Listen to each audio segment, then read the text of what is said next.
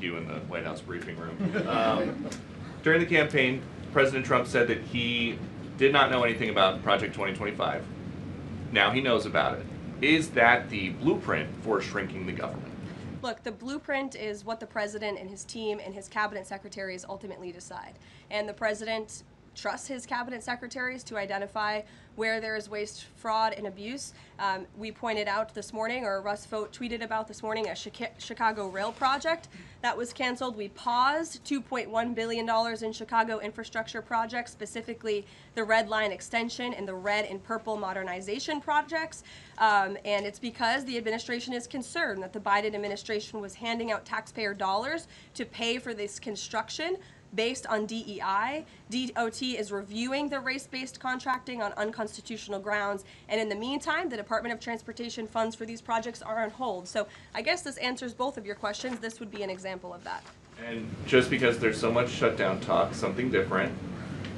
What do you guys think about the NFL's decision to name Bad Bunny as the Super Bowl halftime performer, somebody who has not scheduled shows in the U.S. because he says that he's worried that ICE is going to come and arrest his fans? Well, look, I know there are many in this room who are very anxious to hear the president's response to Bad Bunny being the halftime show, so I won't get ahead of him. I won't reveal what he feels about this. Next time you all ask him a question, you're welcome to do that. I have my own feelings on that, but that's not what I'm up here to talk about. As far as ICE being at the Super Bowl, as far as I'm aware, there's no tangible plan for that in store right now. However, of course, this administration is always going to arrest and deport illegal immigrants when we find them. If they are criminals, we're going to do the right thing by our country. Kate.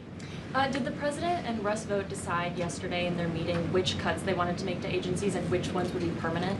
Again, I've kind of answered this question a few different times now. It's been asked in a few different ways. Their discussions continue between the Office of Management and Budget and cabinet agencies across the board, and they are actively identifying where these cuts and these layoffs have to be made as this government shutdown hopefully does not continue. And on Hamas, the president said that if Hamas rejects the proposal that Netanyahu would have his full backing to finish the job. A UN report found that Israel was committing genocide in Gaza. Does the president have concerns about the civilians being killed, the worsening humanitarian crisis, and are there limits to what the White House would support when it comes to Israel's actions in Gaza? Look, the president has deep concerns about all of the atrocities that have taken place in the Middle East over the past few years. It's deeply unfortunate that he inherited this mess from the Biden administration. If you all recall, under President Trump in his first term, the Middle East was on a pathway for peace and prosperity. There was the historic signing of the Abraham Accords. Israel was on a path to normalization between Arab and Gulf nations, and we hope that can continue. But right now, the president has made it very clear to Hamas that this is an acceptable and detailed proposal that they must accept, or the consequences are going to be very grave for them. And he has given them a deadline of Sunday evening at 6 p.m. When I was out here on Wednesday, I told all of you, I'll leave it to the president to make that red line, and he now has. I think the entire world should hear the president of the United States loud and clear. And Hamas has an opportunity to accept this plan and to move forward in a peaceful and prosperous manner in the region. And if they don't, the consequences, unfortunately, are going to be very tragic. Michael. Thank you, Karoline. Has the president declared war on international drug cartels? And if so, or if he will, does he feel he needs congressional approval? As the White House has said many times, the president has directed these actions, these strikes against Venezuelan drug cartels and these boats, consistent with his responsibility to protect the United States interests abroad and in furtherance of the U.S. national security and foreign policy interests. This is pursuant to his constitutional authority as commander-in-chief and the chief executive to conduct foreign relations. In each of these cases, Michael, the vessels have been assessed by the U.S. intelligence community to be affiliated with designated terrorist organizations engaged at the time in trafficking illicit drugs to our country. The president has been very clear, dating back to the campaign trail, that he is always going to do what's in the best interest of the American homeland. And he also promised the American people he was going to end the drug epidemic that has taken far too many American lives. And you're seeing those actions play out almost every single day here. One last question on the shutdown, Caroline. Hakeem Jeffries has said that President Trump is in the Presidential Witness Protection Program. since the shutdown has begun. What's the White House's reaction to that? That's just more ridiculous fodder from Hakeem Jeffries. As you all know, because you're here every day, the president is literally working around the clock right now. I think he has a swearing-in ceremony, or he already did. He has several meetings on the books today. He literally works 24/7. Anyone who works in this place or covers this place, as you all do, knows that to be true. And Hakeem Jeffries and the Senate Democrats should get back to work in a few minutes and vote to reopen the government. Emily. Thank you, Caroline. You spoke earlier about the energy and infrastructure projects that Director Vogt paused. Will the White House agree to restore that funding as part of a deal to end the shutdown? Well, I won't make any agreements here. Senate Republicans are talking with their colleagues on the Democrat side, but right now, Russ Vought is doing what he's been tasked to do in the midst of this government shutdown, which is to look at funds that need to be temporarily halted or need to be canceled. And Chicago is just another example of that. Caroline. Go to Libby in the back. Thank you, Caroline. I have two questions for you. One on the FDA, but first on the shutdown. Sure. Will the administration, if this government shutdown ends, still move forward with firing thousands of federal workers? Look, as I've said repeatedly, Libby, right now we want the government to be open. Layoffs are an unfortunate consequence of a government shutdown, and it's something the administration is examining. If the government is reopened, we're going to get back to doing what we were doing last week and the week before, working on the issues that the American people care about. And then on the FDA, they just approved that new abortion pill, and it's causing a lot of uproar among Republicans. What is the president's response to that, and does the administration plan to have that FDA approval? Well, the Secretary of Health and Human Services, Bobby Kennedy, has put out several statements on this. HHS's decision, it's not an endorsement of this drug by any means. They are just simply following the law. And as they put out in their statement, by law, the Secretary of Health and Human Services must approve a generic drug application if the application demonstrates the generic drug is the, quote, same as the brand name drug. Generic applicants are not required to submit independent evidence proving safety and effectiveness.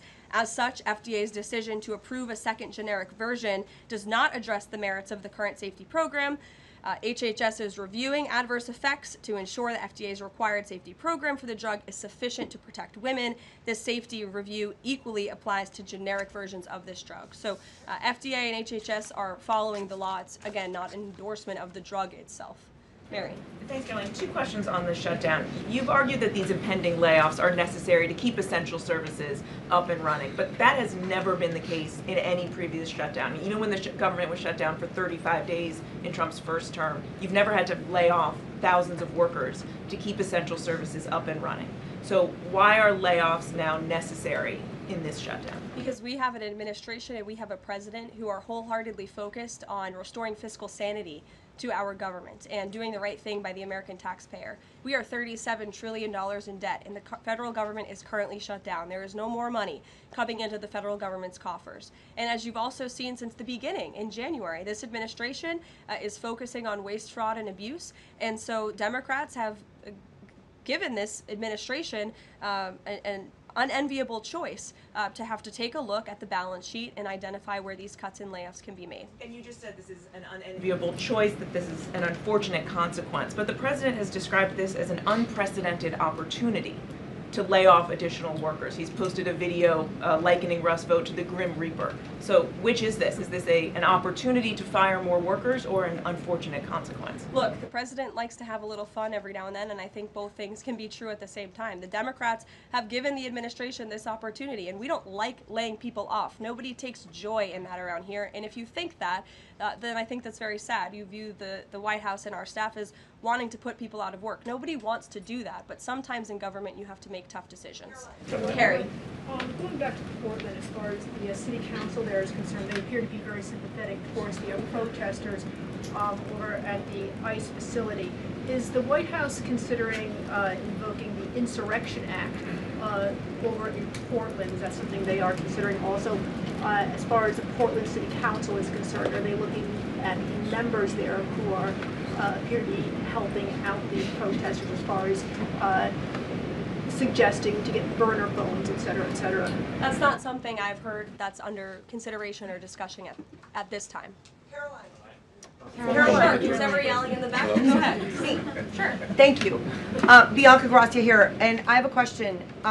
This week, the Democrats have chosen illegals over hard-working Hispanic Americans during Hispanic Heritage Month, causing the White House to cancel the celebration with the president. Is the president open to letting the Hispanics, who overwhelmingly voted for him, have their own siesta fiesta in the White House lawn opposed to the fancy, you know, we don't need fancy schmancy, right? You can give us the backyard and we'll fill it all in and have in our own fiesta. Is the president open to that? I had no idea she was going to ask that question. I just want to preface that.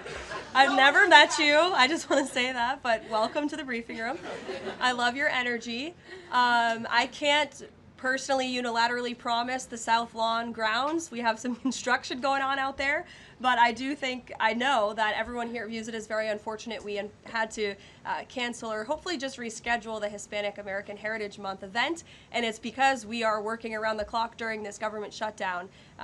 When the Democrats vote to reopen the government, that event will be back in the planning stages. You're welcome. Brian, go ahead. Very much. Welcome to the briefing room, by the way. I was with the Secretary of War and the Attorney General in Memphis just the other day as we were going to a command center. And I noticed a billboard along the highway that said, "Memphis welcomes the National Guard." Now, what is your message today to Democrat mayors watching us right now that suffer from TDS and they cannot get Trump out of the way to saving their city, Portland being one of them? They should do the right thing by their citizens, Brian. They should call the president, they should call the White House and say, we want to work with you. And in Memphis, we are seeing some cooperation. As you saw from that billboard, the people of Memphis are loving this, and they are very grateful for the federal government's efforts. And federal law enforcement is there. We're working alongside local law enforcement. We'd like to see it ramped up a little bit because we want to make progress, and we want to arrest as many bad criminals as we can. Since Monday, I do have some updated statistics from the Homeland Security Council this morning. Since Monday, 153 arrests have been made in Memphis, including 5 gang members. 48 illegal guns have been seized, and 5 missing children have already been recovered. Last night, 60 arrests were made and 21 illegal firearms were seized. Arrests from last night include a suspect wanted for rape of a child under 13, first-degree murder, breaking and entering, aggravated assault, illegal drug possession, and many more. So we continue to see good results coming in through Memphis, and the president is very excited about making Memphis safe again. In the blue. Thank you.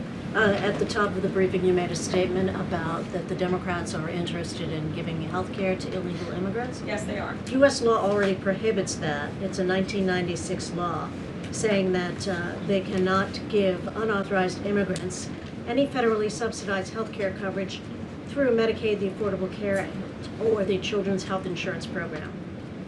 There seems to be a disconnect in the messaging. Are you denying that Medicaid money has never gone to illegal aliens in the United States of America? I'm asking you if you can explain the disconnect in the messaging. I most certainly can. The Democrats' proposal, their continuing resolution, let me just reiterate, the Republicans' continuing resolution was a clean continuing resolution. There was no partisan politics injected into it. There were no conservative wish lists injected to it. What the Republicans want, and still want to this very second, is a clean continuing resolution to fund the United States government.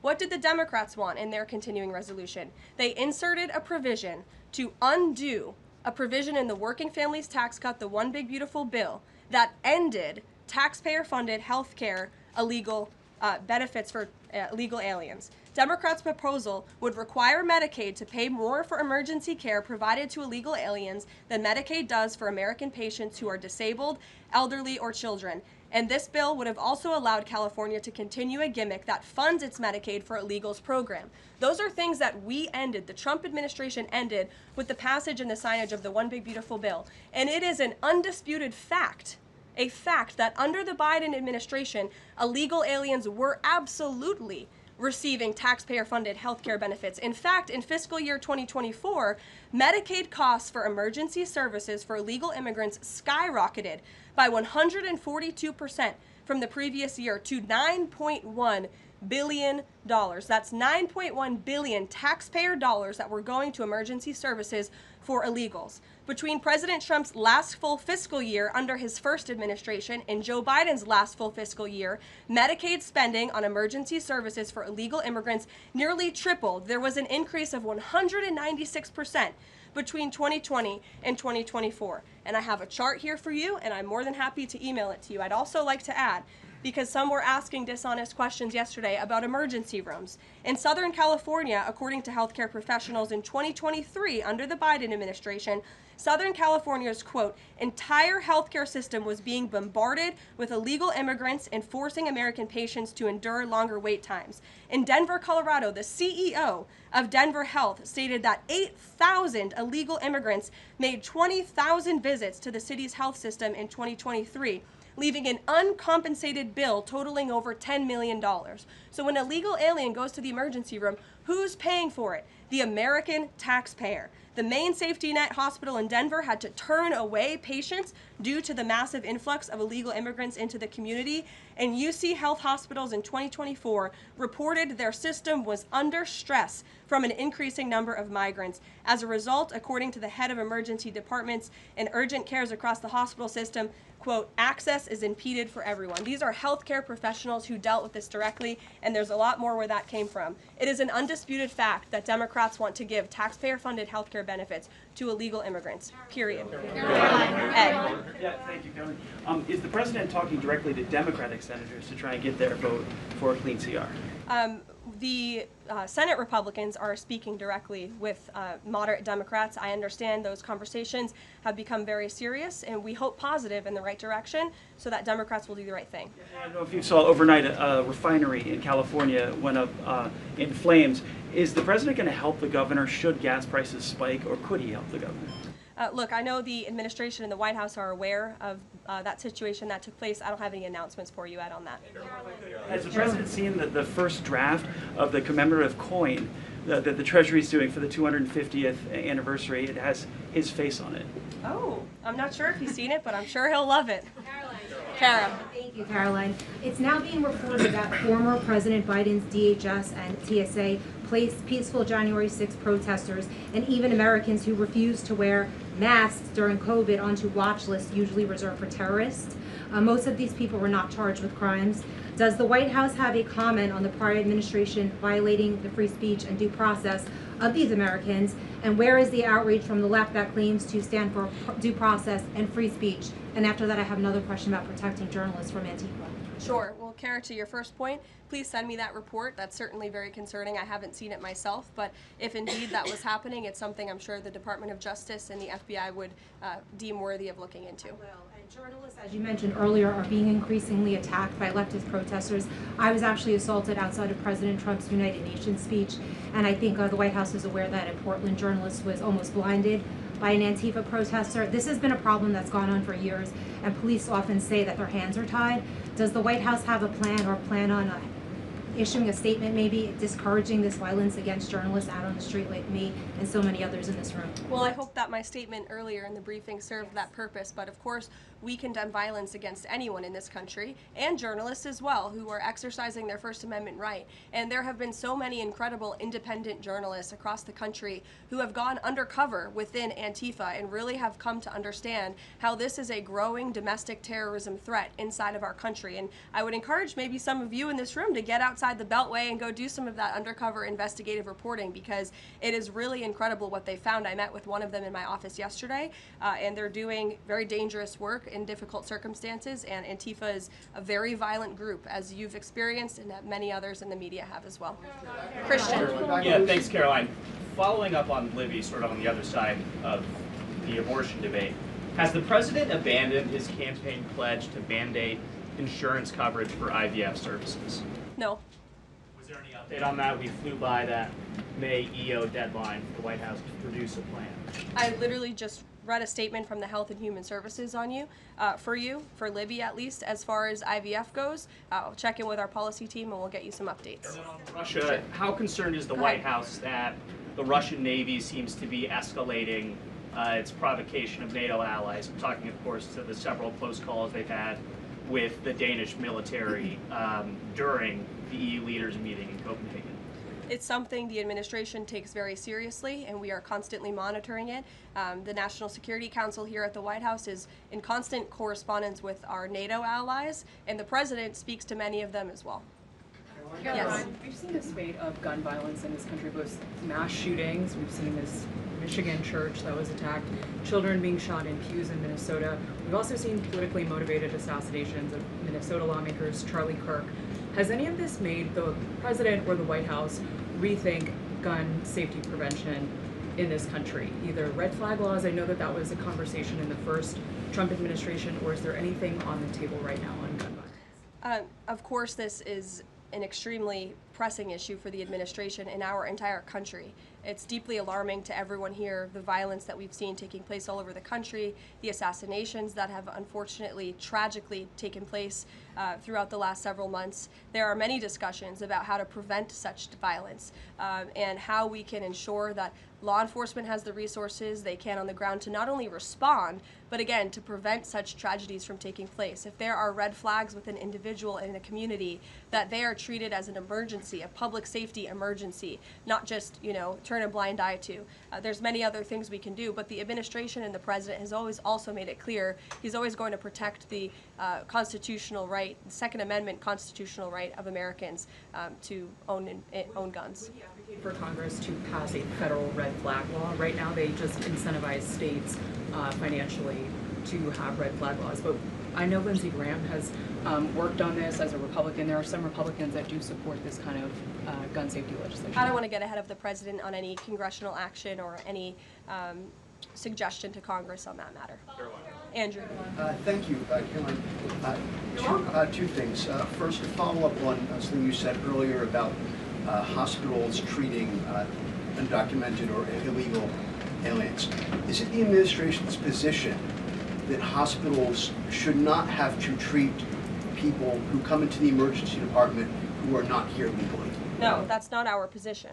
Our position is that it's completely unacceptable that the Biden administration paroled and encouraged an invasion of tens of millions of illegal aliens into our country and then promised them free health care.